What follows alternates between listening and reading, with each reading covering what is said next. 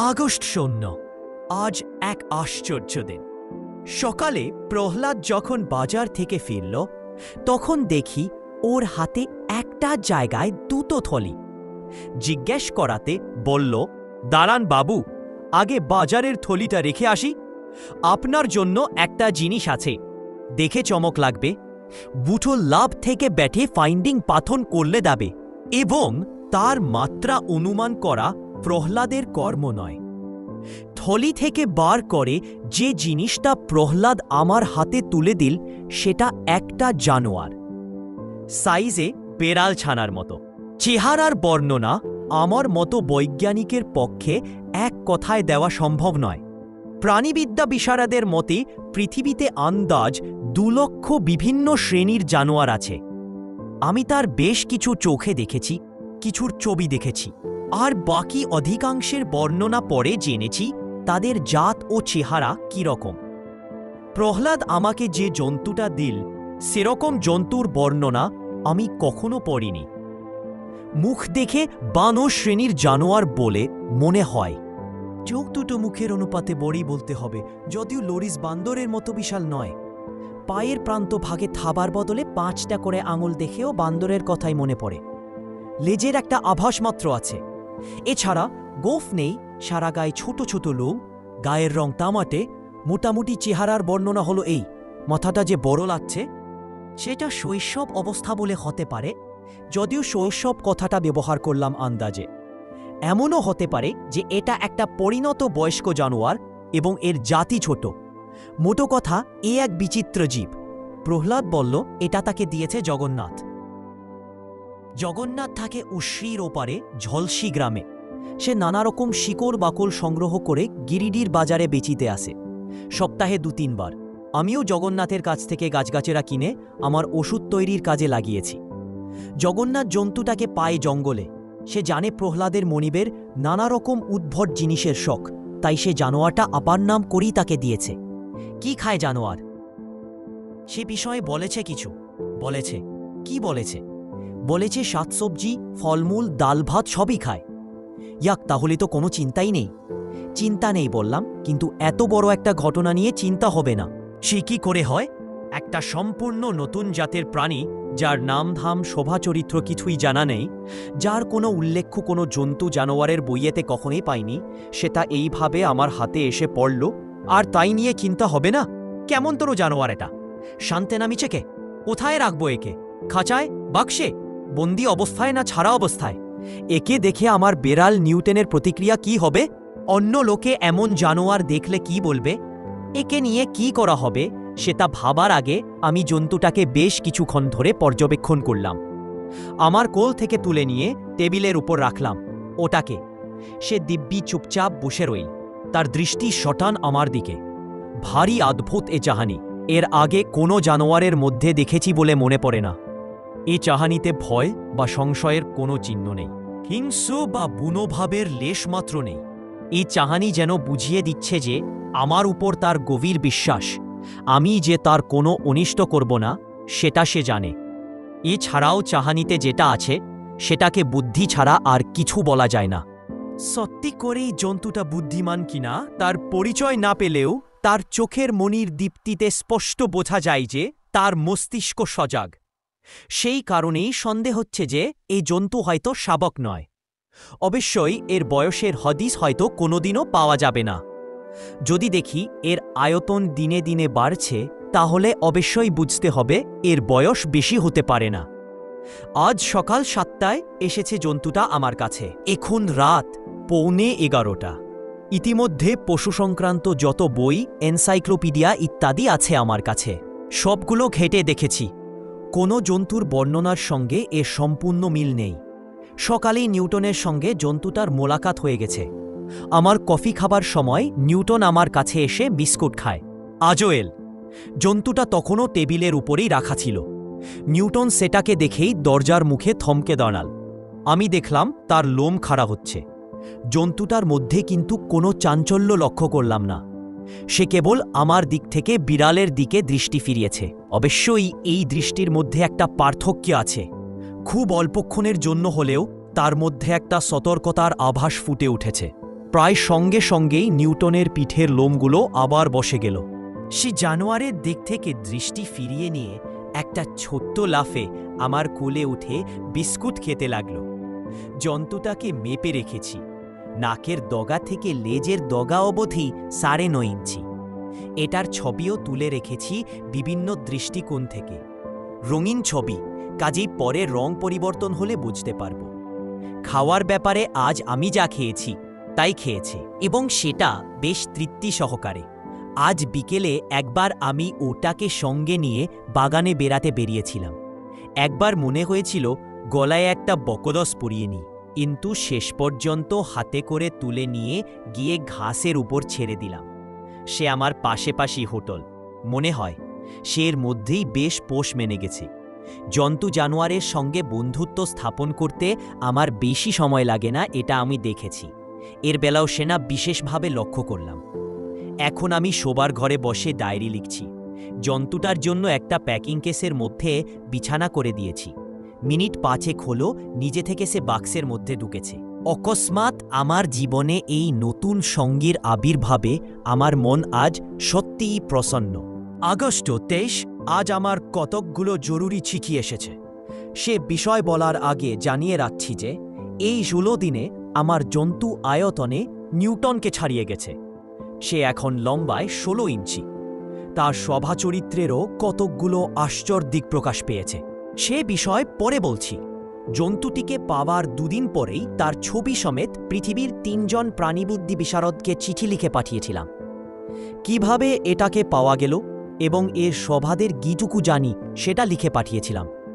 এই 3 জন হলেন ক্যালিফোর্নিয়া বিশ্ববিদ্যালয়ের জন ড্যাভেনপোর্ট, ইংল্যান্ডের স্যার রিচার্ড ম্যাক্সওয়েল ও জার্মানির ডক্টর এমএন ফ্রিডরিশ এখার্ট। 3 জনেরই উত্তর আজ একসঙ্গে পেয়েছি। ড্যাভেনপোর্ট লিখছেন, বোঝাই যাচ্ছে পুরো ব্যাপারটা একটা ফাতলাবাজি। এই নিয়ে তাকে যেন আমি আর পত্রাঘাত না করি। ম্যাক্সওয়েল বলছেন, জন্তুটা যে একটা হাইব্রিড তাতে কোনো সন্দেহ নেই। হাইব্রিড হলে দুটি বিভিন্ন জানোয়ারের সংমিশ্রণে উদ্ভূত একটি নতুন জানোয়ার, যেমন ঘোড়া আর গাধা মিলে খচ্চর। ম্যাক্সওয়েল চিঠি শেষ করেছেন এই বলে, পৃথিবীতে আনকোরা নতুন জানোয়ার আবিষ্কারের সম্ভাবনা নেই বললেই চলে। সমুদ্র গর্ভে কি আছে না আছে তার সব খবর হয়তো আমরা জানি না, কিন্তু ডাঙ্গার প্রাণী সবই আমাদের জানা। তোমার এই জন্তুকে অনেক দিন স্টাডি করা দরকার। এর স্বভাবে তেমন কোনো চমকপ্রদ বৈশিষ্ট্য ধরা পড়লে আমাকে জানাতে পারে। ডক্টর এখার্ট হচ্ছেন এই 3 জনের মধ্যে সবচেয়ে খ্যাতিসম্পন্ন। তার চিঠিটা একটু বিশেষ ধরনের বলে সেটা সম্পূর্ণ তুলে দিচ্ছি। এখার্ট লিখছেন, প্রিয় প্রফেসর শঙ্কু, তোমার চিঠিটা কাল সকালে পেয়ে আমি সারা রাত ঘুমোতে পারিনি।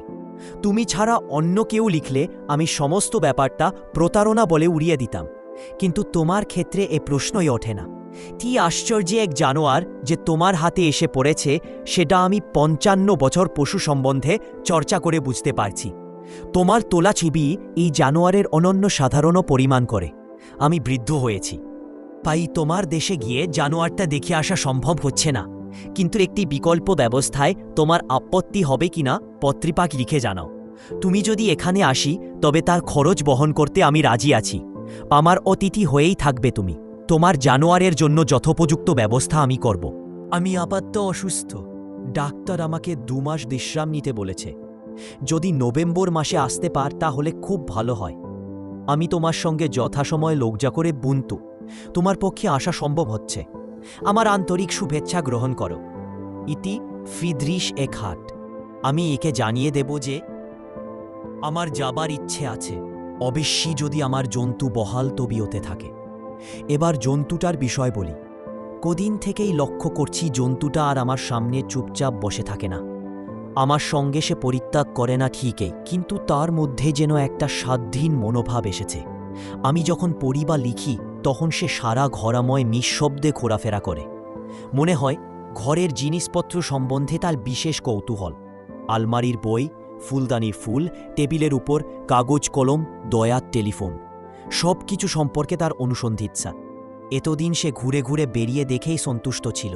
আজ হঠাৎ দেখি চেয়ার থেকে টেবিলে উঠে সে আমার ফাউন্টেন পেনটা হাতে নিয়ে নেড়ে চেড়ে দেখছে। এই নাড়াচাড়ার মধ্যে একটা বিশেষ তো লক্ষ্য করলাম, তার বুড়ো আঙুল কাজ করে মানুষ বা বান্দরের মতোই। ডাল আঁকড়ে ধরে গাছে চড়ে খাদ্য সংগ্রহ করতে হবে বলে বানর শ্রেণীর জানোয়ারের এই খেজো বুড়ো আঙুলের উদ্ভব হয়েছিল। একেও জঙ্গলে থেকে গাছে চড়তে হয়েছে সেটা বুঝতে পারলাম। এছাড়া আরেকটা লক্ষ্য করার জিনিস হলো সে কলমটা দেখছে দুপায়ে দাঁড়িয়ে। বানর শ্রেণীর মধ্যে এক ওরাঙ্গোটাং ও সময় সময় শিম্পাঞ্জিকে কিছুক্ষণের জন্য দাঁড়িয়ে হাঁটতে দেখা যায়। গেরিলা দুপায়ে দাঁড়িয়ে বুকে চাপড় মারে বটে, কিন্তু সেই পর্যন্তই। আমার জন্তু কিন্তু দাঁড়িয়ে রইল বেশ কিছুক্ষণ ধরে। তারপর দাঁড়ানো অবস্থাতেই হাত বাড়িয়ে একটা কাগজ টেনে নিয়ে কলমটা দিয়ে তার উপর হিজিবিজি কাটতে শুরু করল। আমার 40 বছরের পুরনো অতি প্রিয় ওয়াটারম্যান কলম, পাছে তার নিবটা এই জন্তুর হাতে পড়ে নষ্ট হয়ে যায়। তাই বাধ্য হয়ে সেটাকে উদ্ধার করার উদ্দেশ্যে সোফা ছেড়ে উঠে এগিয়ে গেলাম। জন্তু যেন আমার উদ্দেশ্যে অনুমান করেই হাঁক বাড়িয়ে কলমটা আমার হাতে দিয়ে দিল।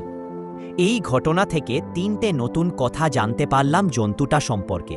1, তার বুড়ো আঙুল মানুষ বা বান্দরের মতো কাজ করে। 2, আরও কতটি যে শিখব এই বিচিত্র জানোয়ারটিকে স্টাডি করে তাকে জানে। সেপ্টেম্বর 2 জন্তুটা কদিনে আরও 3 ইঞ্চি বেড়েছে। এখন এর আয়তন মোটামুটি একটা মাঝারি সাইজের কুকুরের মতো, অথবা বছর 4 মানুষের বাচ্চার মতো। এটা বলছি কারণ জন্তুটা এখন প্রায়ই দুপায়ে হাঁটে, হাতে করে খাবার তুলে মুখে পড়ে, দুহাতে গেলাস ধরে দুধ খায়। শুধু তাই নয়, ওকে আর মাঠে নিয়ে যেতে হয় না, ও আমার বাথরুম ব্যবহার করে। গত সপ্তাহে ওর জন্যে কয়েকটা রঙিন পেন টুনুন করিয়েছি, সেগুলো পড়তে ও কোনো আপত্তি করেনি। আজ তো দেখলাম নিজেই পা গলিয়ে পড়ার চেষ্টা করছে। আরও একটা বিশেষত্ব লক্ষ্য করছি, সেটা হলো ঘরে কথাবার্তা হলে ও অতি মনোযোগ দিয়ে শোনে। শোনার সময় তার ভুরু কুঁচকে যায়, সেটা কনসেন্ট্রেশনের লক্ষণ। আমি জানি এটা অন্য কোনো জানোয়ারের মধ্যে দেখা যায় না। এটা বিশেষ করে লক্ষ্য করছিলাম যখন কাল অবিনাশবাবুর সঙ্গে কথা বলছিলাম। অবিনাশবাবু আমার প্রতিবেশী এবং বহুকালের আলোপি। এই একটি ভদ্রলোককে দেখলাম যিনি আমাকে কোনোরকম আমল দেন না বা আমার কাজ সম্বন্ধে কোনো কৌতূহল প্রকাশ করেন না। জন্তুটাকে দেখে তিনি ভুরু ঈষৎ কপালে তুলে কেবল বললেন, এটা আবার কি বস্তু? আমি বললাম, এটি একটি আনকোরা নতুন শ্রেণীর জানোয়ার, এর নাম ইয়ে। অবিনাশবাবু চুপ করে চেয়ে আছেন আমার দিকে। তারপর বললেন, কি হলো, মনে পড়ছে না নামটা? বললাম তো, ইয়ে। ইয়ে ইয়ে সেটা বাংলা ইয়েও হতে পারে, আবার ইংরেজি ইয়ে অর্থাৎ এক্সট্রাঅর্ডিনারি অ্যানিমাল হতে পারে। ইয়ে নামটা আমি গতকালই স্থির করেছি। ইয়ে বলে 2-1 বার দিকেও দেখেছি। সঙ্গে সঙ্গে মাথা ঘোরানো থেকে মনে হয় সে ডাকে সাড়া দিচ্ছে। বাহ, বেশ নাম হয়েছে বললেন অবিনাশবাবু, কিন্তু এ কিছু করবে টরবে না তো? জন্তুটা অবিনাশবাবুর দিকে এগিয়ে গিয়ে ভদ্রলোকের বাঁ হাতের কবজিটা ধরে ঘুরিয়ে ফিরিয়ে রিস্টওয়াচটা দেখছিল। আমি বললাম, আপনি কিছু না করলে নিশ্চয়ই করবে না। তা এটাকে কি এখানেই রাখবেন না জু গার্ডেনে দিয়ে দেবেন? আপাতত এখানেই রাখব, এবং আপনাকে একটা অনুরোধ করব। কি? আমার এই নতুন সম্পত্তিটি সম্বন্ধে দয়া করে কাউকে কিছু বলবেন না। কেন? অবিনাশবাবুর দৃষ্টিতে কৌতুকের আভাস। যদি বলি আপনি একটি ইয়ে সংগ্রহ করেছেন, তাতে দোষটা কি? ইয়েটা যে কি সেটা না বললেই হল। এটা চলতে পারে। প্রহ্লাদ কফি এনে দিয়েছে। ইয়ে সোফায় থেস দিয়ে বসে ঠিক আমাদেরই মতো কাপের হাতলে ডান হাতের তর্জনী গলিয়ে দিয়ে সেটা মুখের সামনে ধরে চুমুক দিয়ে কফি খাচ্ছে। এই অবাক দৃশ্য দেখেও অবিনাশবাবুর একমাত্র মন্তব্য হল, বোঝো, একটা মানুষের বিস্ময় বোধ হলে কোনো বস্তু নেই। এটা ভাবতে অবাক লাগে। সেপ্টেম্বর 4 আজ এক আশ্চর্য ঘটনা ইয়ে সম্পর্কে আমার এতদিনের ধারণা তছনছস করে দিয়েছে। দুপুরে আমার পড়ার ঘরে বসে সদ্য ডাকে আসা নেচার পত্রিকার পাতা উলটে দেখছিলাম। ইয়ে আমার পাশের সোফাতে বসে একটা কাচের পেপারওয়েতে চোখ লাগিয়ে সেটা ঘুরিয়ে ফিরিয়ে দেখছিল। এরই মধ্যে সে যে কখন ঘর থেকে বেরিয়ে গেছে টেরে পাইনি। হঠাৎ আমার ল্যাবরেটরি থেকে একটা বাক্স উলটে পড়ার শব্দ পেয়ে ব্যস্তভাবে উঠে গিয়ে এক ভয়াবহ দৃশ্য দেখে কিছুক্ষণের জন্য চিন্তাশক্তি হারিয়ে ফেললাম। বর্ষার সময় আমার বাগানে মাঝে মাঝে সাপ বেরোয়, সেটা আমি জানি। তারই একটা বোধ হয় বারান্দা দিয়ে আমার ল্যাবরেটরিতে ঢুকেছিল। যে সে সাপ নয়, একেবারে গোখরো। সেই সাপ দেখি এখন ইয়ের কবলে পড়েছে। সাপের গলায় দাঁত বসিয়ে আমার জন্তু তাকে ধরেছে মরণ কামড়ে, আর সেই সঙ্গে সাপের লেজের আচড়ানি সে রোধ করেছে সামনের দুপা দিয়ে। ঘটনাটা চলো 1 মিনিটের বেশি নয়, কারণ এই আসুরিক আক্রমণ যে সাপকে সহজেই পরাস্ত করবে তাতে আশ্চর্যের কিছু নেই। থেতালানো মরা সাপটাকে ছেড়ে দিয়ে এবার পিছিয়ে এল। বিজয় গর্বে তার দ্রুত নিঃশ্বাস পড়ছে, সেটা আমি ঘরের বিপরীত দিক থেকে শুনতে পাচ্ছি। কিন্তু আশ্চর্য এই যে এর দাঁত আমি আগে পরীক্ষা করেছি, সে দাঁত দিয়ে কাজটা অসম্ভব, কারণ মাংসাশী জানোয়ারের তীক্ষ্ণ স্বদন্ত বা কুকুরের দাঁত এর ছিল না। আর সাপের দেহে যেরকম ক্ষতবিক্ষত হয়েছে, সে কাজটা করার মতো তীক্ষ্ণ নখ, যাকে ইংরেজিতে বলে ক্লো, সেও এ জন্তুর ছিল না। প্রহ্লাদকে ডেকে সাপটা ফেলে দিতে বলে আমি ইয়ের দিকে এগিয়ে গেলাম। তোমার মুখটা হাঁ করো তো দেখি। বাধ্য ছেলের মতো এই আশ্চর্য জন্তু এক কথায় আমার আদেশ পালন করল। না, এমন দাঁত তো আগে ছিল না। হঠাৎ এর আবির্ভাব হলো কি করে? 4 পায়ের 20টা আঙুলে যে তীক্ষ্ণ নখ এখন দেখলাম, সে নখও আগে ছিল না। কিন্তু বিস্ময়ের শেষ এখানেই নয়। 10 মিনিটের মধ্যে নখ ও দাঁত আবার স্বাভাবিক অবস্থায় ফিরে এল। পশুবিজ্ঞান এই রহস্য কোনো কিনারা করতে পারে কি? মনে তো হয় না। নভেম্বর কাল জার্মানি রওনা হব। আমাকে যেতে হবে ফ্র্যাঙ্কফুর্ট থেকে আন্দাজ 70 কিলোমিটার উত্তর পশ্চিমে কোবলেন্স শহরে। একহার্টকে গত কমাসের ঘটনা বলে জানিয়ে চিঠি লিখেছিলাম। সে দ্বিগুণ উৎসাহে আমাকে আমন্ত্রণ জানিয়েছে। যাতায়াতের সব বন্দোবস্ত হয়ে গেছে। 7 দিন আমি একহার্টের অতিথি হয়েই থাকব। এর আয়তন গত 1.5 মাসে আর বাড়েনি, যদিও তার বুদ্ধি উত্তরোত্তর বেড়েই চলেছে। আজকাল মাঝে মাঝে সে বই হাতে নিয়ে নাড়াচাড়া করে। তাকে চতুষ্পদ বলতেও দ্বিধা হয়, কারণ অধিকাংশ সময় সে দুপায়ে হাঁটে। পর্যবেক্ষণের ফলে আরও যে কয়েকটি তথ্য এ সম্বন্ধে জানা গেছে, সেগুলি লিপিবদ্ধ করছি। একটি, বদলে যাওয়া পরিবেশের সঙ্গে দ্রুত খাপ খাইয়ে নেবার আশ্চর্য স্বাভাবিক ক্ষমতা আছে এ জন্তুর। সে জঙ্গল থেকে এলেও মানুষের মধ্যে বাস করে তার স্বভাব দিনে দিনে মানুষের মতো হয়ে যাচ্ছে। 2, গোখরোর ঘটনা থেকে এটাই প্রমাণ হচ্ছে যে শক্যকে পরাস্ত করার অদ্ভুত ক্ষমতা প্রকৃতি এই জানোয়ারকে দিয়েছে। বেজির স্বাভাবিক ক্ষমতা আছে সাপকে বেকায়দায় ফেলার। এ ব্যাপারে বেজির নখ ও দাঁত তাকে সাহায্য করে। ব্যাঙের সে ক্ষমতা নেই, তাই ব্যাঙে সহজেই সাপের শিকারে পরিণত হয়। একদিন হঠাৎ যদি সাপের বিরুদ্ধে লড়ার জন্য ব্যাঙের নখ ও দাঁত গজায়, তাহলে সেটা যত আশ্চর্য ঘটনা হবে। আমার জন্তুর সহসা নখ দন্ত উদ্গম সেই রকমই আশ্চর্য ঘটনা। আমি জানি আবার যদি তাকে সাপের সামনে পড়তে হয়, তাহলে আবার তার নখ ও দাঁত গজাবে। 3, এই জানোয়ারের জাতটাই হয়তো বোবা, কারণ মাসে একটিবারের জন্য সে কোনো রকম শব্দ করেনি। নভেম্বর 4 আরেকবার চমকে দিয়েছে আমাকে। আমি ওর জন্য একটা বাক্স তৈরি করিয়ে নিয়েছিলাম, যেটা এয়ারওয়েজের কর্তৃপক্ষদের সঙ্গে বিশেষ ব্যবস্থা করে প্লেনের লেজের দিকে ক্যাবিনের মধ্যেই রাখা হয়েছিল। ফ্র্যাঙ্কফুর্ট পৌঁছানোর 10 মিনিট আগে আমি এর কাছে গিয়েছিলাম তাকে একটা গরম কোট পরিয়ে দে বলে। গিয়ে দেখি এর চেহারা বদলে গেছে। তার সর্বাঙ্গে প্রায় 3 ইঞ্চি লম্বা লোম গজিয়ে তাকে বরফের দেশে বাসের উপযুক্ত করে দিয়েছে। অবস্থা বুঝে ব্যবস্থার আরেকটা জলজান্ত প্রমাণ। ফ্র্যাঙ্কফুর্টে নেমে দেখি 80 বছরের বুদ্ধ ডক্টর একহার্ট নিজেই এসেছেন আমাকে রিসিভ করতে। এয়ারপোর্টে আর একে বাক্স থেকে বার করলাম না, কারণ ওরকম সৃষ্টি ছাড়া জানোয়ারকে দেখতে যাত্রীদের মধ্যে হইচই পড়ে যেত। একহার্ট অবশ্যই পুলিশের বন্দোবস্ত করেছিলেন। তাছাড়া কোনো সাংবাদিক বা ফটোগ্রাফারকে আমার আসার খবরটা দেননি। একহার্টকে দেখে বলতে বাধ্য হলাম যে তার বয়স যে 80 সেটা বোঝার কোনো উপায় নেই। সত্যি বলতে কি 50-52 বেশি মনে হয় না। একহার্ট হেসে বললেন যে সেটা জার্মানির আবহাওয়ার গুণ। পথে গাড়িতে ভদ্রলোককে এর লোম গজানোর খবরটা দিলাম। একহার্ট বললেন, তোমার জানোয়ারের বিষয় যতই শুনছি ততই আমার বিস্ময় বাড়ছে। আমি ইচ্ছা করি অন্য কোনো প্রাণীবিদ বা বৈজ্ঞানিককে তোমার আসার খবরটা দিইনি, কারণ তাদের সঙ্গে কথা বলে বুঝেছি যে তারা ভারতে পাশ্চাত্য বিজ্ঞান চর্চার ব্যাপারটা বিশেষ শ্রদ্ধার চোখে দেখে না। তাদের কাছে ইন্ডিয়া এখনও রোপ ট্রিক আর মেঘ চামারের দেশ। 1 ঘন্টার মধ্যেই আমরা কোবলেন্স পৌঁছে গেলাম। শহরের বাইরে অত্যন্ত মনোরম পরিবেশে একহার্টের বাসস্থান। আমি জানতাম যে একহার্টের পরিবার জার্মানির সবচেয়ে সম্ভ্রান্ত পরিবারের অন্যতম, বাড়ির ফটকে স্নাচ একহার্ট অর্থাৎ একহার্ট কাসল ফলক তার সাক্ষ্য বহন করছে। কাসেলের চারিদিক ঘিরে নানান গাছে ভরা বিস্তীর্ণ বাগান, তাতে গোলাপের ছড়াছড়ি। বাড়িতে প্রবেশ করার আগেই একহার্ট জানিয়ে দিলেন যে তার স্ত্রী বছর 4 হলো মারা গেছেন, এখন বাড়িতে থাকেন। চাকরি বকর ছাড়া একহার্ট নিজে এবং তার মহিলা সেক্রেটারি। সদর দরজা দিয়ে ঢুকেই মহিলাটির সঙ্গে আলাপ হল। নাম এরিকা ওয়াইস। চেহারায় ব্যক্তিত্বের প্রকাশ পেলেও তার সঙ্গে একটা উদাস ভাব লক্ষ্য করলাম। বাড়িতে ঢুকে প্রথমেই বাক্স থেকে ইয়েকে বার করলাম। সেই তৎক্ষণাৎ করমর্দনের ভঙ্গিতে একহার্টের দিকে হাত বাড়িয়ে দিল। ব্যাপারটা সম্পূর্ণ অপ্রত্যাশিত বলেই হয়তো একহার্টের হাতটা তৎক্ষণাৎ প্রসারিত হল না। সেই অবসরে ইয়ে হাত বাড়িয়ে এগিয়ে গেল সেক্রেটারির দিকে।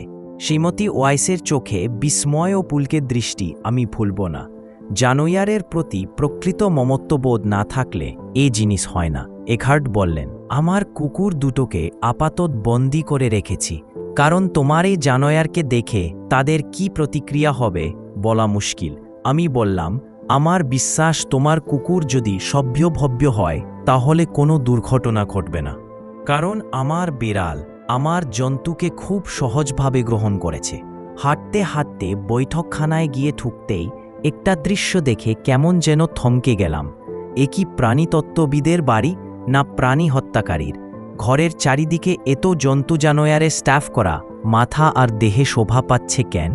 একহার্ট হয়তো আমার মনের ভাবটা আন্দাজ করে বললেন, আমার বাবা ছিলেন নামকরা শিকারী, এসব তারই কীর্তি। এই নিয়ে বাপের সঙ্গে আমার বিস্তর কথা কাটাকাটি হয়েছে। ইয়ে ঘুরে ঘুরে জন্তুগুলো দেখছিল। যা আসার পর সেও আমাদের সঙ্গে সোফায় বসে পেয়ালা হাতে নিয়ে চুমুক দিতে লাগল।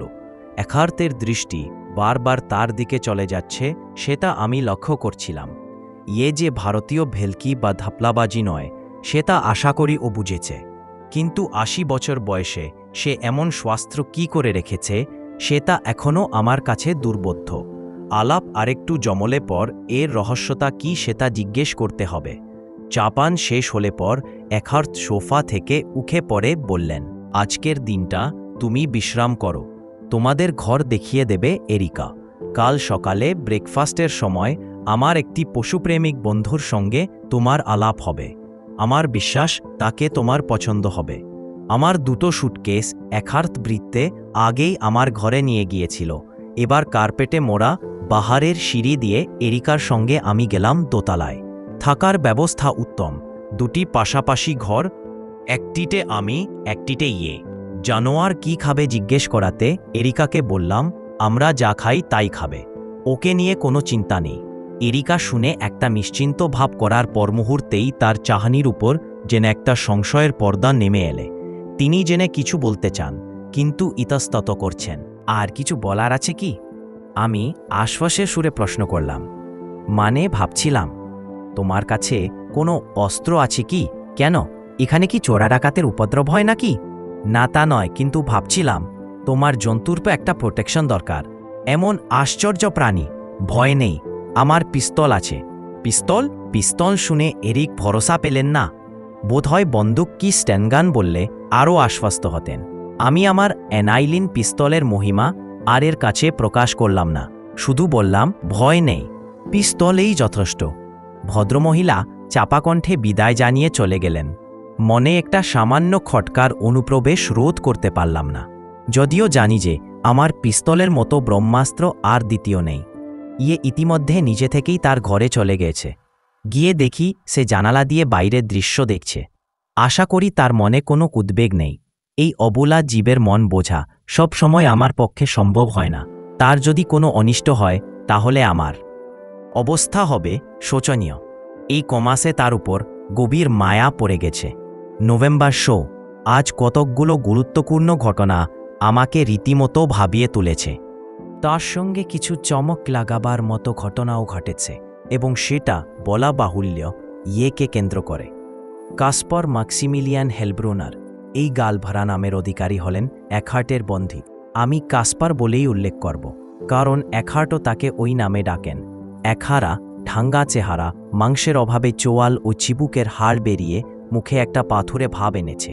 তার সঙ্গে রয়েছে একজোড়া ঘন ভুরু আর এক মাথা কদম ছাড় চুল। চেহারা দেখলে সংগ্রামের চেয়ে শঙ্কাই হয় বেশি। ইনি যে কখন কি করে বসবেন বলা যায় না। একহার্ট ভদ্রলোকের সঙ্গে আলাপ করিয়ে দিয়ে বললেন, কাসপার আমার অনেক কালের বন্ধু। জন্তু জানোয়ার সম্পর্কে ইনি বিশেষ উৎসাহী ও ওয়াকিবহাল। ইয়ে অবশ্য আমার সঙ্গেই ছিল। কাসপার তার দিকে বেশ কিছুক্ষণ চেয়ে থেকে কেবল একটি মন্তব্যই করলেন, হোয়াট এক্সকুইজিট ফার। ইয়ের গায়ের লোম যে অতি মসৃণ এবং সুদৃশ্য সেটা সকলেই স্বীকার করবে। বিশেষ করে গোলাপির মধ্যে এমন হলুদের আভা আর কোনো জানোয়ারের লোমে আমি দেখিনি। কিন্তু লোমের প্রতি কাসপার সাহেবের এই লোলুপ দৃষ্টি আমার মোটেই ভালো লাগল না। এই লোমের জন্য কত নিরীহা প্রাণীকে যে হত্যা করা হয়ে থাকে, বিশেষত পশ্চিমে, তার হিসেব নেই। চিনচিলা নামে একটি ইঁদুর জাতীয় জানোয়ার আছে, তার লোম অভিজাত মেম সাহেবদের এত প্রিয় যে একটি জানোয়ারের লোমের জন্য তারা 10-20 হাজার টাকা দিতে প্রস্তুত। মনে মনে বললাম, হে ঈশ্বর, লোম ব্যবসায়ীর দৃষ্টি যেন আমার এই জন্তুটির উপর না পড়ে। ব্রেকফাস্ট খেতে খেতে বাকি কথা হল। ইয়োকে টেবিলে বসে খেতে দেখতে কাসপার বললেন, আশ্চর্য ট্রেনিং দিয়েছে তো তোমার জানোয়ারকে। এ যে দেখছি শিম্পাঞ্জিকেও হার মানায়। আমি বলতে বাধ্য হলাম যে ইয়ে যা করছে তার কোনোটাই আমি তাকে শেখাইনি। আসলে ওর পর্যবেক্ষণ ও অনুকরণের ক্ষমতা অসাধারণ। পরিবর্তিত পরিবেশের সঙ্গে তৎক্ষণাৎ খাপ খাইয়ে নেবার যে কথাটা তুমি বলছিলে, তার কোনো নমুনা দেখাতে পার কি? আমি মৃদু হেসে বললাম, আমি তো ওকে ডিমনস্ট্রেশন দেবার জন্য আনিনি। সেটা যদি তোমার সামনে আপনা থেকে ঘটে তাহলেই দেখতে পাবে। আসলে সব প্রাণীকে প্রকৃতি আত্মরক্ষার কতগুলো উপায় সমেত সৃষ্টি করে। বাঘের গায়ের দোরা আর বুটি তাদের জঙ্গলের গাছপালার মধ্যে প্রায় অদৃশ্য হয়ে মিশে থাকতে সাহায্য করে। তাছাড়া এক জানোয়ার যাতে সহজে অন্য জানোয়ারের শিকার না হয়ে পড়ে তারও ব্যবস্থা থাকে। সজারুর উগ্র গন্ধ তাদের শক্রদের হাত থেকে বাঁচিয়ে রাখে। যারা অপেক্ষাকৃত নিরীহ জানোয়ার যেমন হরিণ বা খরগোশ, প্রকৃতি তাদের দিয়েছেন দ্রুতবেগে পলায়নের ক্ষমতা। অবশ্যই এই নিয়মেরও ব্যতিক্রম আছে। সব জানোয়ার শত্রুর হাত থেকে সমান নিরাপদ নয়। তুমি বলছো তোমার এই জন্তু আত্মরক্ষার উপায় জানে? প্রশ্ন করলেন কাসপার। আমি বললাম, তার দুটো পরিচয় আমি পেয়েছি। কখনো সাপের আক্রমণ থেকে সে যে শুধু নিজেকে বাঁচিয়েছে তা নয়, সাপকে সে যুদ্ধে পরাজিত করেছে। আর শীতের প্রকোপ থেকে সে কিভাবে নিজেকে বাঁচিয়েছে সে তো চোখের সামনেই দেখতে পাচ্ছি। আত্মরক্ষার তাগিদে ক্রমবিবর্তনের ফলে যে পৃথিবীর প্রাণীর রূপ পাল্টেছে সে তো জানোই। আদিম জলচর প্রাণী জলের যখন অভাব হল তখন প্রথমে হল উভচর, তারপর স্থলচর।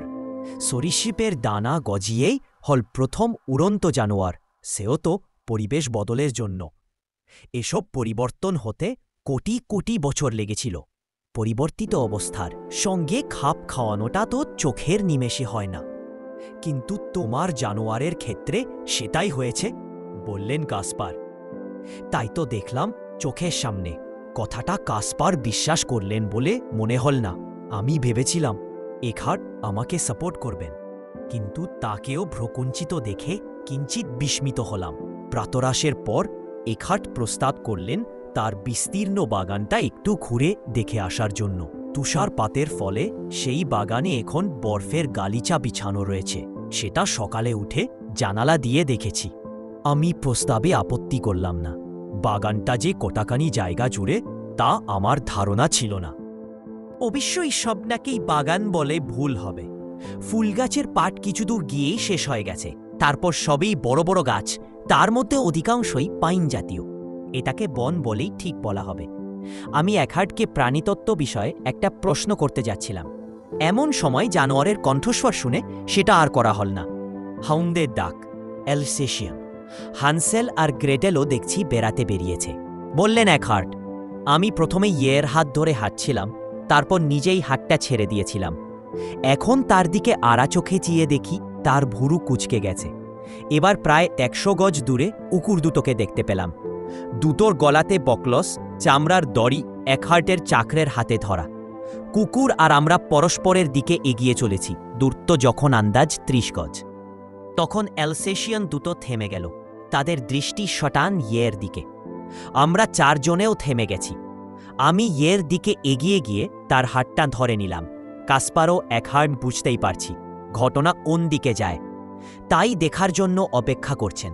দুটো কুকুরের দড়িতেই যে টান পড়ছে সেটা আমি লক্ষ্য করছিলাম, আর সেই সঙ্গে মৃত্যু হুঙ্কারও শুনতে পাচ্ছিলাম মাঝে মাঝে।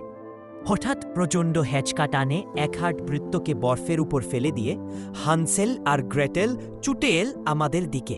আর ঠিক সেই মুহূর্তে আমার হাতে একটা টান অনুভব করাতে দেখলাম বিদ্যুৎ বেগে বান্দিকে ছুটে গিয়ে একটা তুষারাবৃত্ত ঝোপের পিছনে অদৃশ্য হয়ে গেল। সে ভয় পেয়েছে। এই জোড়া প্রতিদ্বন্দ্বীকে পরাস্ত করার ক্ষমতা প্রকৃতি তাকে দেয়নি। প্রায় যন্ত্রের মতোই আমিও ছুটে গেলাম ইয়ের পিছনে, আর আমার পিছনে একহার্ট ও কাসপার। কুকুর দুটোর হিংস্র চাহনি আগেই লক্ষ্য করেছিলাম। এবার দেখলাম শিকারের লোভে তাদের পাগলের মতো ছোটাছুটি। তারা হন্যে হয়ে খুঁজছে আমার জান্তুকে। আমি প্রমাদ গুনলাম। বাধ্য হয়ে চেঁচিয়ে বলতে হলো, দোহাইদা একহার্ট, আপনার কুকুর দুটোকে থামান। ইম্পসিবল, রুদ্ধস্বরে বললেন একহার্ট। এ অবস্থায় ওদের থামানো ভগবানের অসাধ্য। কিন্তু আশ্চর্য ব্যাপার, যেদিকে গিয়েছিল সেই দিকেই গিয়েছে কুকুর দুটো, কিন্তু আমার সেই পোষা অনুগত জানোয়ারের কোনো চিহ্ন নেই। প্রায় 5 মিনিট উদ্দাম দাপাদাপির পর হানসেল আর গ্রেটেল হাল ছেড়ে দিয়ে জিভ বার করে হাঁপাতে লাগল, আর তাদের পরিচালক এগিয়ে গিয়ে কুকুরের গলার দড়ি হাতে তুলে নিল। ওদের বাড়িতে নিয়ে যাও, হুকুম করলেন একহার্ট। কিন্তু তোমার জানোয়ার কোথায় উঠাও হলো, প্রশ্ন করলেন কাসপার। আমিও আবেশে সেই কথাই ভাবছিলাম, অথচ আশেপাশে মাটিতে গর্ত বা গাছের গায়ে ফোকরও নেই যাতে তার ভিতর লুকোনো যায়। কুকুর দুটো প্রায় বাড়ির কাছাকাছি পৌঁছনোর পর আত্মপ্রকাশ করলেন আমার আশ্চর্য জানোয়ার। কিন্তু এ কি হয়েছে তার চেহারা? সে কি এতক্ষণ বরফে গড়াগড়ি করেছে? না, তা নয়। তার গায়ের রং, তার চোখের মণি, তার মাথা থেকে পা পর্যন্ত সর্বাঙ্গ হয়ে গেছে ধবধবে সাদা। সে এখন একটা তুষারপিণ্ডের সামিল। এই অবস্থায় এই পরিবেশে তাকে খুঁজে পাওয়া অসম্ভব। গট ইন হিমেল, চেঁচিয়ে উঠলেন কাসপার। হ্যাঁ, কিন্তু বৈজ্ঞানিক হিসেবে বিশ্বের প্রাণীবিদদের প্রতি তোমার কোনো দায়িত্ব নেই? তাদের কাছ থেকে লুকিয়ে রাখতে চাও তোমার এই জন্তুকে? লুকিয়ে রাখতে চাইলে আমি তাকে এখানে এনেছি কেন? ভবিষ্যতে তাকে কেউ দেখতে চাইলে আমার দেশে আমার বাড়িতে আসতে পারেন। আমার দরজা খোলাই থাকবে। জন্তু আমার কাছে নিরাপদে থাকবে। এখানে এনে কি হলো তা তো দেখলেন। এরকম ঘটনা যে আরও ঘটবে না তার কি বিশ্বাস? কোনো পশুশালায় রাখতে আপত্তি কি? সেটা রাখলে আমার নিজের দেশের পশুশালাতেই রাখব। কলকাতার চিড়িয়াখানা নেহাত নিন্দের নয়। কাসপার উঠে পড়লেন। ঠিক আছে, আমি তাহলে আসি। আমার একটা প্রস্তাব ছিল, সেটা বোধহয় তুমি গ্রহণ করবে না। আমি আর একহার্ট মিলে তোমাকে 20,000 মার্ক দিতে রাজি আছি তোমার ওই জন্তুর জন্য। আমাদের দিলে সারা পৃথিবী ওর অস্তিত্ব জানতে পারবে। তার ফলে তোমার নামটাও অমর হয়ে থাকত, কারণ তুমি যে ওটা দিয়েছে আমাদের। সে কথা আমরা গোপন রাখতাম না। তুমি ঠিকই অনুমান করেছে এই প্রস্তাব আমি গ্রহণ করতে পারবে না। কাসপারের সঙ্গে একহার্ট বেরিয়ে গেলেন, বোধ হয় বন্ধুকে গাড়িতে তুলে দিতে। সঙ্গে সঙ্গে ঘরে তৃতীয় ব্যক্তির আবির্ভাব হল, শ্রীমতী এরিকা ওয়াইস। চোখে মুখে গভীর উদ্বেগের চিহ্ন। তুমি একা আছে বলেন শ্রীমতী ওয়াইস? তাই তোমাকে একটা কথা বলে যাই। প্রাণীবিদ একহার্টের মৃত্যু হয়েছে 1 মাস আগে। তিনি তোমাকে প্রথম চিঠিটা লিখেছিলেন। ইনি তার ছেলে, এরও নাম ফ্রিদ্রিশ। ইনি শিকারী, জন্তু জানোয়ারের প্রতি বিন্দুমাত্র মমতা নেই। তুমি কালই চলে যাও এখান থেকে। আমি তোমার টিকিটের বন্দোবস্ত করে দেব। এখানে থাকা নিরাপদ নয়। কিন্তু তুমি তাহলে কার সেক্রেটারি? এর নয়, এর বাবার। আমি কতকগুলো কাজ শেষ করে 1 সপ্তাহের মধ্যেই চলে যাব। আর কাসপার ভদ্রলোকটিকে? ওডিয়ন সার্কাসের মালিক। সার্কাসের সঙ্গে একটা পশুশালা আছে, তাতে নানা রকম উদ্ভট জানোয়ার। বাইরে জুতোর শব্দ। এরিকা পাশের দরজা দিয়ে নিঃশব্দে প্রস্থান করলেন। তোমাকে আজ আর বিরক্ত করব না, ঘরে এসে বললেন একহার্ট। আমাদের প্রস্তাবের কথাটা ঠান্ডা মাথায় ভেবে দেখো। কাল সকালে আবার তোমার সঙ্গে বসব। একহার্ট চলে গেলেন। এতক্ষণ এর দিকে দৃষ্টি দিইনি। এবার চেয়ে দেখি সে আবার পূর্ব অবস্থায় ফিরে এসেছে। এখন রাত 11টা বাজে। এর ঘরে গিয়ে দেখে এসেছি সে ঘুমোচ্ছে। আজকের অভিজ্ঞতাটা কি তার কাছে একটা বিভীষিকা, নাকি সে এ জাতীয় ঘটনা উপভোগ করে? যে কোনো প্রাণী জন্মগ্রহণ করে দুটি প্রধান উদ্দেশ্য নিয়ে। এক হলো আত্মরক্ষা, আর দুই খাদ্য আহরণ করে দেহের পুষ্টি সাধন করা। এ দ্বিতীয়টার ব্যাপারে এর আপাতত কোনো সমস্যা নেই, অন্তত আমার কাছে সে যদ্দিন আছে। আর প্রথমটি যে সে অনায়াসেই করতে সক্ষম, আর প্রমাণ তো পাওয়াই গেছে। কিন্তু প্রশ্ন হলো, আজ এরিকা যে বিপদের কথা বললেন, সেটা কি ধরনের বিপদ? জানোয়ারের সঙ্গে এ যুদ্ধে পারে, কিন্তু মানুষের চক্রান্তের বিরুদ্ধে তার শক্তি কতটুকু তা তো জানা নেই। এ বিষয়ে কাল ভাবা যাবে। দেখি কোথাকার জল কোথায় গিয়ে দাঁড়ায়। নভেম্বর 7 কাল রাতের চরম শিহরণ জাগানো ঘটনা, আর তার অদ্ভুত পরিসমাপ্তির কথা কোনো দিন ভুলব না। কাল 11টায় শুয়ে পড়লেও ঘুম আসতে দেরি হয়েছিল। এখার্তের প্রতারণার ব্যাপারটা বারবার মনের মধ্যে মোচড় দিচ্ছিল। বোঝাই যাচ্ছে তার বাপের মৃত্যুর সুযোগ নিয়ে সে আমার জন্তুটিকে হাত করার লোভে আমাকে এখানে আনিয়েছে। সে আমাকে যাতায়াতের খরচ দিবে বলেছিল, এখনও দিয়েনি। হয়তো ভেবেছিল জন্তুর জন্য 20,000 মার্ক দিলে সেটা পুষিয়ে যাবে। সে টাকা যে আমি নেব না, সেটা কি এক হার্ট ভেবেছিল? ঘুমটা এলে একেবারে ম্যাজিকের মতো।